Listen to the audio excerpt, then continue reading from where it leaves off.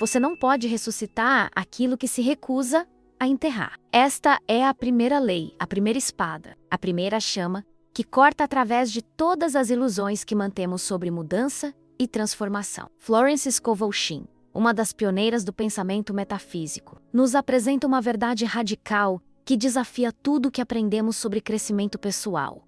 A morte deve preceder a vida. O enterro deve anteceder a ressurreição. E quando falo de morte, não me refiro a algo físico, mas à morte espiritual da identidade falsa que construímos ao longo dos anos, menos aquela versão de nós mesmos que aceita limitações, que se define pela falta, que carrega cicatrizes como medalhas de honra. Há uma violência sagrada neste processo que a maioria das pessoas evita. Prefere-se o conforto da terapia infinita, do automelhoramento gradual, da esperança de que as coisas naturalmente se transformem com o tempo. Mas Shinn nos confronta com uma realidade mais dura. Enquanto você continuar identificado com quem você costumava ser, enquanto ainda responder pelo nome que a dor lhe deu, enquanto ainda vestir as roupas tecidas pelo medo, você permanecerá no túmulo. A luta que você sente, essa sensação de estar preso nos mesmos padrões, não é porque você é fraco ou porque lhe falta disciplina. É porque você está super identificado com a roupa velha, vestindo a traço, coberto de vergonha, usando o manto de alguém que uma vez pensou que precisava conquistar amor, lutar por aceitação ou se curvar à escassez. A questão central que emerge deste ensinamento é: o que você ainda está tentando manter vivo que Deus já declarou terminado? Essa pergunta perfura através das camadas de auto-engano e nos força a confrontar uma verdade desconfortável. Muitas vezes, nosso sofrimento não vem de circunstâncias externas, mas de nossa lealdade obsessiva a uma versão de nós mesmos que deveria ter morrido há muito tempo. Somos arqueólogos de nossa própria dor, escavando constantemente traumas antigos, polindo ressentimentos, catalogando nossas feridas como se fossem tesouros preciosos. Mas Shinn nos diz que essa curadoria do sofrimento é, na verdade, uma forma de necromancia espiritual. Estamos tentando dar vida ao que já está morto. A filosofia apresentada aqui vai além do pensamento positivo superficial ou das afirmações vazias que inundam o mercado de autoajuda. Estamos falando de uma cirurgia da alma, uma operação que requer não motivação, mas ressurreição. O processo não é gentil. É uma crucificação consciente da falsa identidade. Dois eus não podem governar o mesmo corpo, assim como luz e sombra não podem ter domínio no mesmo lugar ao mesmo tempo. Ou o ego governa com suas correntes de medo, ou Cristo fala com o cetro da verdade. Um deve falar mais alto, um deve ser erguido, um deve ser destronado. A lei da substituição emerge como um princípio fundamental nesta transformação. Não se trata de lutar contra o eu antigo ou argumentar com a voz falsa, mas de substituí-las com luz. Você levanta a verdade até que a mentira não tenha ar para respirar. Quando você diz, eu sou pobre, você coroa o ego como rei.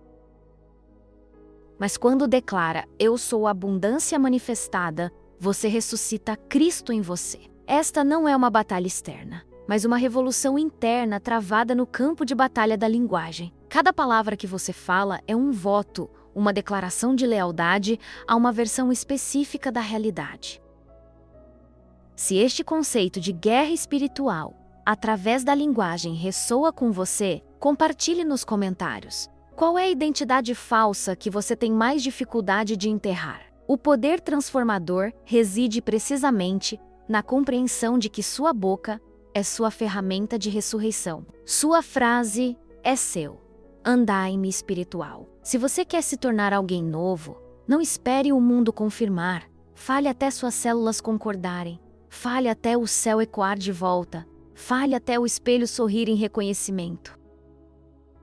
Cada cura, cada milagre, cada despertar começa não com esforço, mas com enunciação. Uma mulher que disse, eu sou a cabeça e não a cauda, e viu suas finanças se reverterem. Um homem que declarou, eu sou perdoado, e saiu do vício. Uma criança que afirmou, eu sou desejada e sentiu paz pela primeira vez. A questão mais sagrada que você deve responder não é, o que aconteceu comigo, mas como eu me chamo agora? A identidade não é lembrada, é pronunciada. Não é herdada do homem, é herdada do espírito e ativada através da boca. Quando as escrituras dizem, deixe o fraco dizer, eu sou forte, não é uma sugestão, mas lei espiritual. Não é mentira quando você fala a partir da verdade, você está ressuscitando, não negando sua fraqueza, mas deslocando-a, deixando-a morrer, convocando você que Deus já terminou antes do mundo começar. A ressurreição diária se torna então um ritual sagrado. Cada manhã é uma ressurreição, e cada manhã requer um funeral. Você não pode se erguer em novo poder até falar morte à mentira antiga. A alma não evolui por acidente. Ela ascende por decreto. O primeiro negócio da manhã não é café, não são manchetes, não é rolar pelas hipnoses do mundo. É o enterro do falso eu. Aquele que falhou ontem, aquele que teve medo, aquele que recuou diante da oportunidade e rastejou de volta para o túmulo familiar da vergonha. Esse eu não tem permissão para se erguer com você. O conceito de falar a partir do trono Naú, do Tômelo, introduz uma dimensão revolucionária ao processo. Quando Shin fala sobre falar como o ressurreto, não significa fingir ou imitar o que você não é, mas entrar corajosamente na voz da nova criação e falar o mundo em alinhamento com seu verdadeiro eu. Você não se ergue desejando, se ergue pela palavra. Haja luz não foi uma súplica, foi um decreto. Até sua boca parar de ecoar a linguagem do túmulo, a pedra não rolará para longe. Há uma diferença fundamental entre a voz da aflição e a voz da ascensão. Uma é mendiga, a outra é rei. A voz da aflição sempre começa com medo. E se isso não funcionar, e se eles partirem? Isso é a trilha sonora do Egito. O gemido do homem velho carregando fardos, que nunca foi destinado a suportar. Mas a ascensão fala de um lugar onde nada está faltando. O eu ressurreto não carece de nada. Não está tentando ganhar, não está tentando provar, não está tentando sobreviver. Está aqui para governar, para declarar o invisível como visto, o impossível como inevitável, o novo como agora. Compartilhe sua experiência. Você consegue identificar quando está falando a partir da aflição versus quando fala a partir da ascensão? Como isso se manifesta em sua vida diária? A transformação não é um processo gradual de melhoria, mas uma ruptura radical com tudo que você pensava que era. Shin nos ensina que você deve ser implacável em sua reescrita. O passado não é sua identidade, a menos que sua língua continue arrastando-o para frente. Cada vez que você diz eu sempre fui ansioso, você nomeia a ansiedade como governante de seu presente. Cada vez que o declara, eu nunca fui bom com dinheiro, você prega suas próprias finanças a uma cruz de limitação. Você não foi chamado para ecoar a escravidão, foi chamado para declarar liberdade. A verdadeira cirurgia espiritual acontece quando você para diante de seu tribunal interno e fala julgamento sobre cada rótulo falso que já usou. Dizer em voz alta, eu não sou mais pequeno. Não sou mais o ferido, não sou mais o que sobra, o galho quebrado, o quase sucesso. Cada uma dessas frases é uma pá para enterrar o cadáver do eu falso, e a menos que seja enterrado, continuará se erguendo para assombrar sua colheita.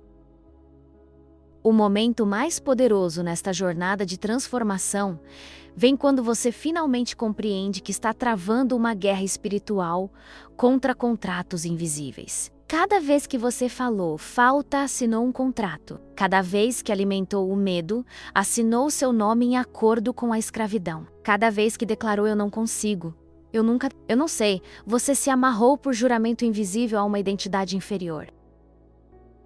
Mas o espírito não reconhece os rabiscos do medo. Só reconhece a tinta usada da verdade. Toda crença antiga, toda frase de limitação, toda história de derrota que você já repetiu para si mesmo é nada mais que um contrato espiritual elaborado pelo inimigo de sua própria criação. E você pode declarar nulo e sem efeito pelo poder de sua palavra. Você deve falar morte à mentira antes de poder falar vida à verdade. Se você não renunciar à identidade falsa, você lhe dá poder, e aquilo a que você dá poder deve então servir. A lei está sempre esperando seu comando. Não argumenta, não discrimina, não hesita, age. Então, quando você diz eu estou cansado, a lei diz que assim seja. Quando Voca diz eu nunca ganhou, a lei não o consola, confirma. Mas no momento em que você diz eu agora rasgo todo acordo falso com falta, com atraso, com derrota, você quebra as costas da escravidão que uma vez chamou de normal. Agora chegamos ao clímax desta revelação transformadora. A ressurreição não é um evento futuro esperando por você. É um decreto presente exigindo sua participação. Você não está esperando por tempo. Não está esperando por dinheiro. Não está esperando por pessoas. Você está esperando pela morte de quem você costumava ser. A mentira que ensaiou, o medo que obedeceu, a imagem que protegeu. Cada atraso na demonstração é uma misericórdia da lei divina. Porque se sua bênção chegasse enquanto você ainda estivesse carregando o eu morto, seria engolido em confusão, culpa, sabotagem ou perda. O segredo final é este. Sua palavra não foi projetada para decorar o ego. Sua palavra é a chama que o queima. E então você deve comandar o enterro. O eu antigo não morre silenciosamente. Ele barganha, ensaia, entra em pânico.